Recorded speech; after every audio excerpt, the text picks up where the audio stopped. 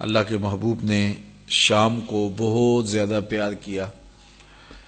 کعبۃ اللہ کے 4 کونے ہیں، ایک کونے کا نام رکن شامی ہے اور ایک کونے کا نام رکن یمانی ہے۔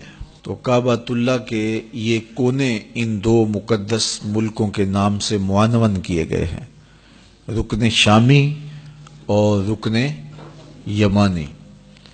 تو شام اور یمن میں بہت ساری برکتیں رکھی گئی ہیں، بالخصوص شام کا شہر جسے غوطہ کہتے ہیں، جو آج کل آپ خبروں میں پڑھتے ہیں کہ ان 4-5 دنوں کے اندر تو بہت زیادہ یہاں ظلم و ستم ہوا اور چھوٹے چھوٹے بچے قتل کر دیے گئے اور خواتین کے ساتھ ناروا سلوک الغوطہ شہر میں ہوا۔ بوڑھے جوان اس وقت محاصرے میں ہیں اور انتہائی ظلم اور ستم کا شکار ہیں۔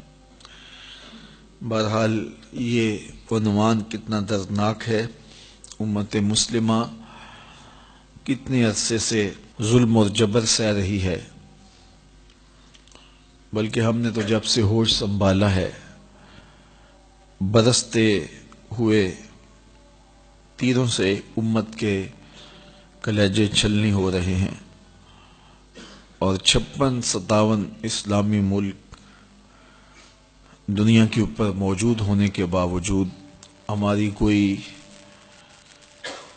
ایک آواز نہیں ہے۔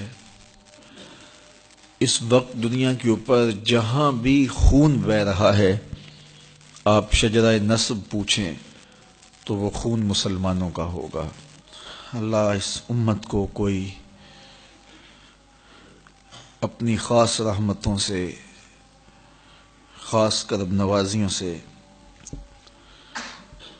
کوئی قائد عطا کرے، کوئی رہنما نصیب کرے۔ اس وقت ان کے ساتھ جو رویے اور جو سلوک ان کے ساتھ روا رکھا گیا ہے وہ انتہائی دردناک ہے۔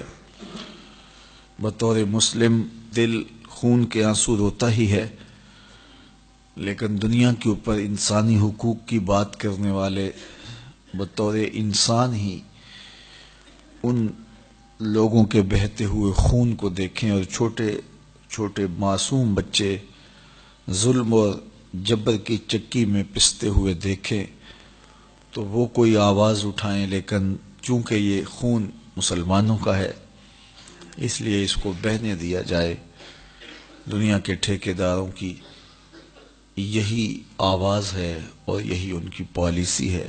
ترکی نے جو کاوشیں وہاں کی ہیں وہ قابل ستائش ہیں، ہم ان کو خراج پیش کرتے ہیں، اور اس وقت ان دکھی لوگوں کی مدد کے لیے ترکی ہی ایک ذریعہ رہ گیا ہے۔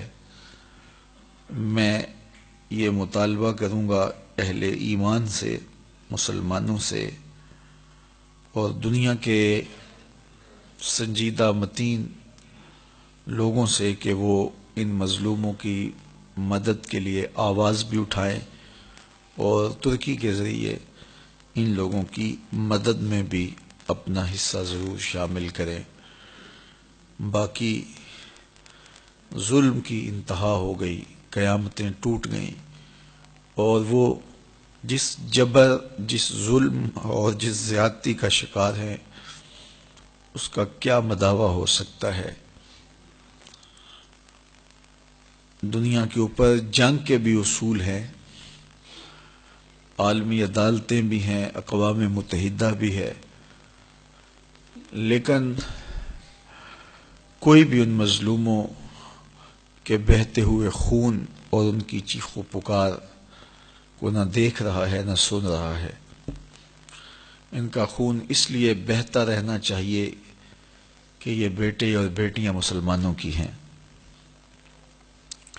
تو ہمیں بھی سوچنا چاہیے کہ ہم کیا گروہ بندی میں، فرقہ بندی میں، باہمی لڑائیوں میں، جغرافیائی تقسیموں میں ہی بٹے رہیں گے، یا ہم سوچنے پہ مجبور ہوں گے کہ آج ہمارے ساتھ جو سلوک ہو رہا ہے یہ ہمارے گناہوں کی سزا تو نہیں ہے، اور ہمیں وحدت کا سبق پڑھنا چاہیے اور امت بننا چاہیے۔ ہمیں اپنے باہمی اختلافات کو ہوا دینے کی بجائے امت کے درد کو سمجھنا چاہیے۔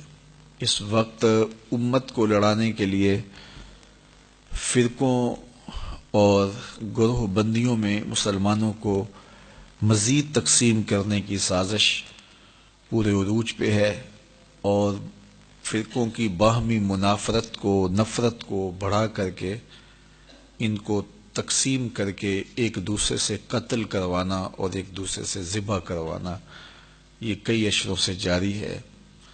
کاش کہ ہمارے کارپرداز اس بات کو سوچیں اور امت کے بہتے ہوئے خون کو روکا جا سکے۔